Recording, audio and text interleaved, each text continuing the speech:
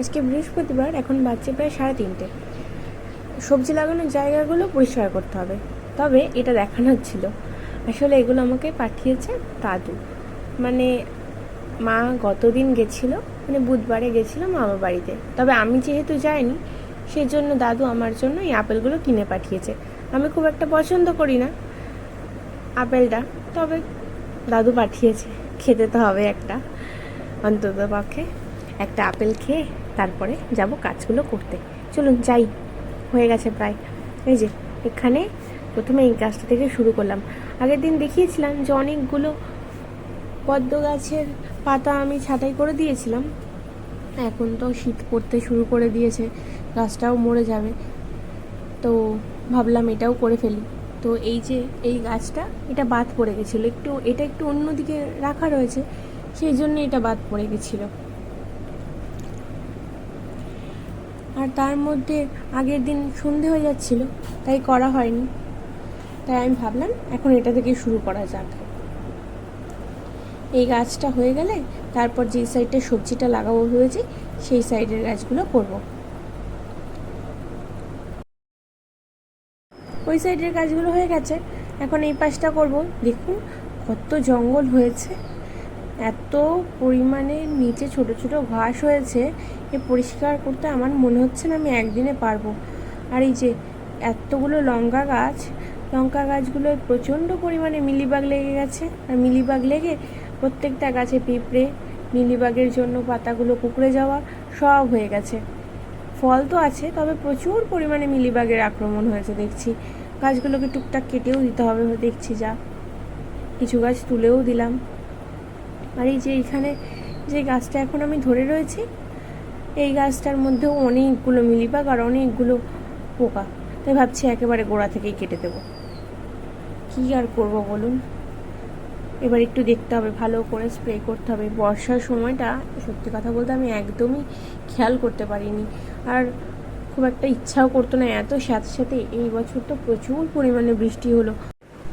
ব্যাস প্রায় হয়েই এসছে, আজকের মতো এখানেই শেষ করব, বেশিটা আর করবো না, কারণ সন্ধে হয়ে আসছে, সন্ধে দিতে হবে। এই যে সন্ধেবেলায় সন্ধে দেওয়া হয়ে গেছে, এখন একটু বানাচ্ছি চাউমিন। মা বললো চাউমিন বানিয়ে দিতে, কিন্তু আজকে বললো যে ভেজ চাউমিন খাবে, তাই জন্য এখানে গাজর, একটু ক্যাপসিকাম, আর একটু আদা, আর একটু বিনস, আর সাথে একটু টমেটো, আর একটু কাঁচা লঙ্কা চিড়ে নিয়েছি। ব্যাস এগুলো দিয়ে এখন একটু সটে করে নেব, করে নিয়ে তারপরে দিয়ে দেবো চাউমিনটা। এই যে চাউমিন সেদ্ধ করে অলরেডি রেখে দিয়েছি জল ঝরিয়ে, প্যান গরম হয়ে গেছে। ব্যাস আর কি, আর কিছুক্ষণের কাজ। প্রায় এখন সন্ধ্যে 6টা বাজছে, তাড়াতাড়ি হয়ে যাবে। আমি পড়তে বসবো, দেখা যাক কী করি। এই যে হয়ে গেছে, আমি বলতে বলতেই তেল দিয়ে সটে করে ফেলেছি এগুলোকে। এর মধ্যে যে দিয়ে দিয়েছি চাউমিন, এখন শুধু মিক্স মিক্স মিক্স, ব্যাস তাহলেই হয়ে যাবে। এক্ষুনি রেডি, ঝটপট বানিয়ে মাকে দিয়ে দেবো আর বাপিকে। আর তারপর আমি ভাবছি যে একটুখানি বেরোবো, মনটা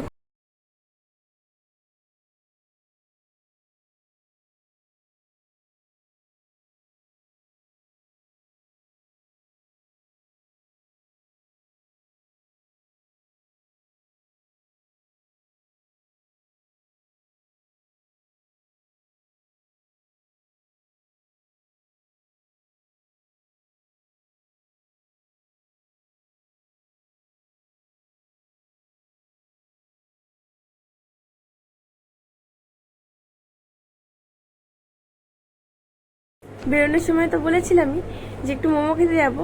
এবার বেরিয়ে মনে হচ্ছে না, একটু যদি ফিশ কাটলেট হতো তাহলে আর একটু বেশি ভালো হতো। এবার ফিশ কাটলেট খাওয়ার জন্য আমার একটা নির্দিষ্ট দোকান আছে, সেই দোকানেই সবসময় যাই। এই যে চলে এসেছি বলতে বলতে, ওই যে এখানেই আসি। এত ভালো ফিশ কাটলেট, ফিশ ফ্রাই আর বাকি জিনিসগুলো করে, কি আর বলবো। এই যে আমি এখানে ফিশ কাটলেট নিয়েছি, আর একটা নিয়েছি মোগলাই। এই যে ওখান থেকে বেরিয়েও পড়েছি, যাওয়ার সময় এখন একটু মোমো খাবো ভাবছি। একটুখানি গিয়ে মোমো খেয়ে তারপরে বাড়ির পথ ধরবো। চলুন যাওয়া যাক, এখান থেকে না হলে অনেকটা সময় লেগে যাবে বাড়ি যেতে। বাড়ি যাওয়ার পথেই এই মোমো স্টলটা দেখলাম, ব্যাস এখানেই দাঁড়িয়ে গেলাম। আবার অন্য কোনো রেস্টুরেন্টে গেলে অনেক সময় লেগে যাবে। এই যে দিয়ে দিয়েছে, স্টিম মোমো নিয়েছি। চলুন এবার বাড়ির পথ ধরি, অনেক রাত হয়ে গেল। আজকের ভিডিওটা এখানেই শেষ করলাম। আপনারা সবাই ভালো থাকবেন, সুস্থ থাকবেন। ভিডিওটা ভালো লাগলে লাইক করবেন, সাবস্ক্রাইব করবেন, আর যদি ইচ্ছা করে আপনাদের বন্ধুদের সাথে শেয়ার করবেন।